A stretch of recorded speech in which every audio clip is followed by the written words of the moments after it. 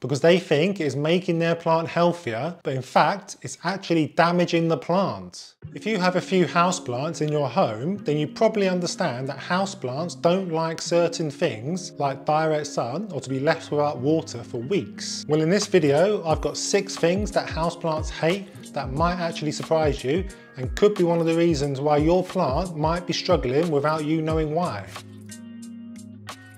It might surprise you that houseplants are like people in that they like to have a settled home. Without a settled home, our plants become fussy and you start to see things like leaf drop on the plants. Moving your plant around your home constantly is not providing a stable environment for your plant, and they really don't like this. Have you ever brought home your plant from the shop and then watched it inexplicably drop its leaves and suffer for a few weeks? Well, I have, and the reason this happened is because we are moving the plant from a relatively settled spot in the garden centre into a new environment in our home. Garden centres are able to create optimum conditions for houseplants. They're consistently warm and humid, and when we remove them from this environment into our homes, which are generally less humid, they get a shock. This results in leaf drop in some cases. Houseplants like consistency. This is because they generally come from the tropics where they naturally get warm and humid environments year round. Our homes, on the other hand, are warm and humid in the spring and summer and warm and dry in the winter when we put the heating on. This inconsistency in humidity often results in crispy leaves on plants like calophyas or leaf drop on ficus plants. My advice then is to try and maintain a consistent environment for your plants, and this includes not moving them around your house too often. It may not be noticeable to you,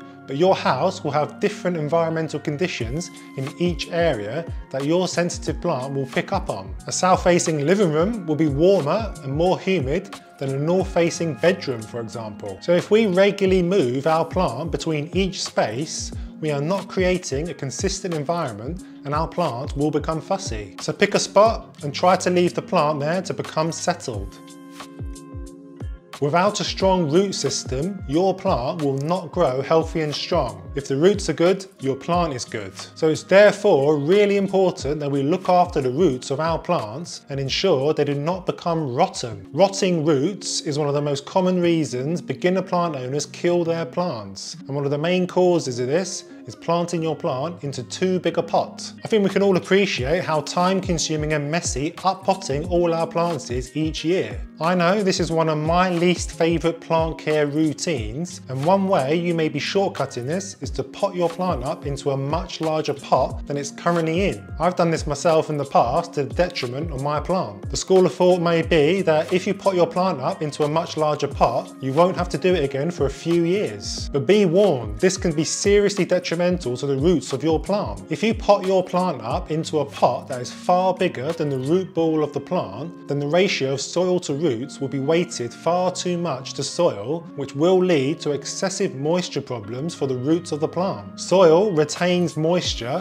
which means that the root ball of the plant will be sat in a mass of moist soil for too long due to the amount of soil in the pot outweighing the size of the roots, and this can eventually lead to rot. It's important therefore to only up-pot your plant into a pot that is 1 or 2 sizes bigger than its existing pot. This won't shock the roots of the plant and means the roots can slowly stretch out into the new soil.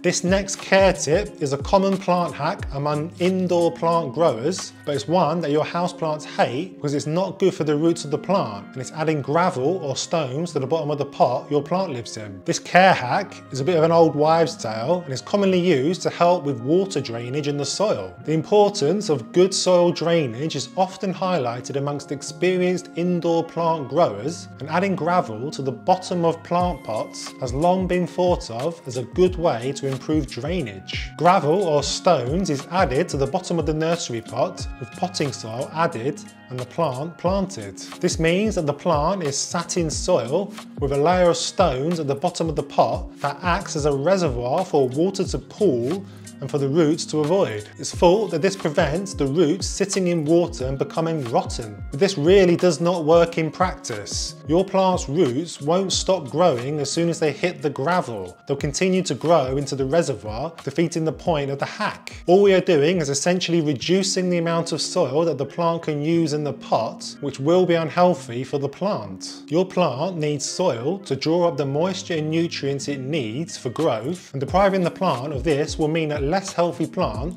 than one filled with nutrient-rich soil. The only thing that will happen here is that the roots of the plant will want to grow into the gravel and water reservoir instead of soil, which will lead to unhappy roots. Instead of adding gravel to your plant's pots, put your plant in a plastic nursery pot with drainage holes so that excess water can escape from the pot. It's as simple as that.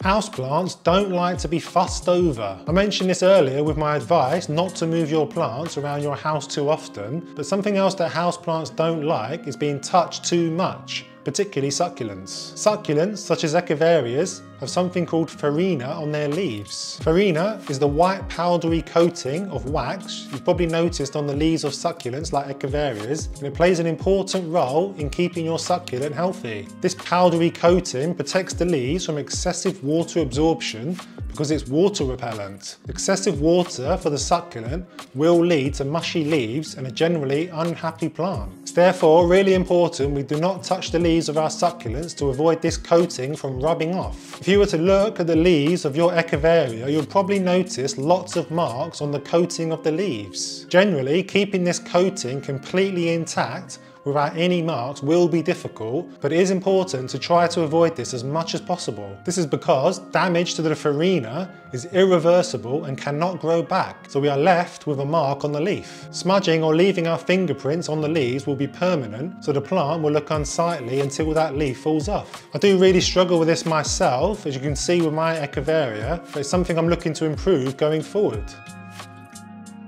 Plants need light to photosynthesize and store energy for growth. Without this process, your plant will die. And it's why it's so important for plants to have lots of clean foliage to capture sunlight. Dirt on the leaves of houseplants is therefore something they hate, and it's advisable to keep your plants nice and clean for them to grow properly. If your plant has a thick layer of dust on its leaves, then this will reduce the amount of light it can access to then photosynthesize and store energy. Now this is something I struggle with myself because I have a fair few plants in my house to go through and clean, and it can be quite time consuming. But the old adage, a wipe a day keeps the deep clean away, really pays off here. As part of my weekly routine, whenever I water my plants, I always give the plants a look over to see how they are doing. Are there any pests or disease to deal with? Does it look like they're getting enough light? Are the leaves free of dust and dirt? If the plant is starting to build up a layer of dust, I give it a quick wipe and move on to the next plant. This allows me to keep on top of keeping them clean. This way of regularly caring for my plants is much easier than deep cleaning all my plants when I finally realise that they're looking very dusty. This method can take hours and nobody wants that.